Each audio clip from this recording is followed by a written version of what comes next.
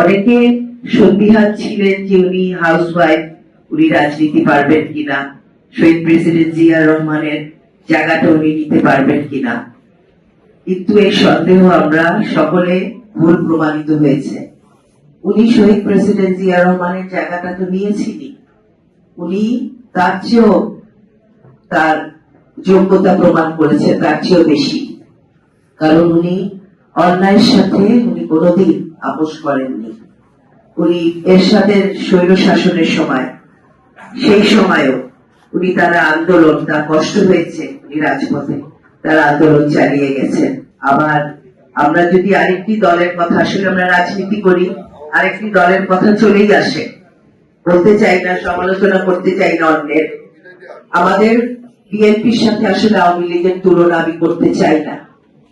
আপনারা দেখবেন যে ইতিহাস ঘেটে কোনদিন ফ্যাসিস্ট দল কোনদিন ফেরত আসে না।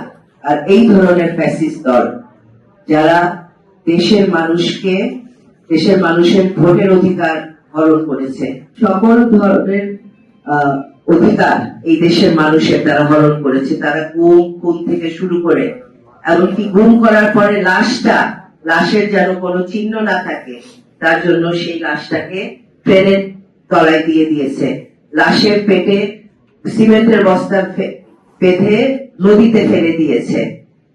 তাই আমরা বিএনপির সাথে আওয়ামী লীগের তুলনা করব না, কিন্তু আমি মানুষের উপলব্ধির জন্য, আমাদের দেশের মানুষ যেন বোঝানোর জন্য যে এই ধরনের ফ্যাসিস্ট দল কোনোদিন ফেরত আসে না। কিন্তু অন দ্য সেম আপনি দেখেন এই দেশে বিএনপি কে দেখেন, শহীদ প্রেসিডেন্ট জিয়া রহমানের বিদায়টা দেখেন, আপনারা বেগম খালেদা জিয়ার বিদায়টা দেখেন, যে ওনাদের জানা যায় দল ধর্ম নির্বিশেষে মানুষ ওই জানাজায় অংশগ্রহণ করেছে। এই দেশপ্রেমিক দুইজন ব্যক্তি, শহীদ প্রেসিডেন্ট জিয়া রহমান এবং বেগম খালেদা জিয়া, তাদের দল করতে আমরা খুব গর্ববোধ করি।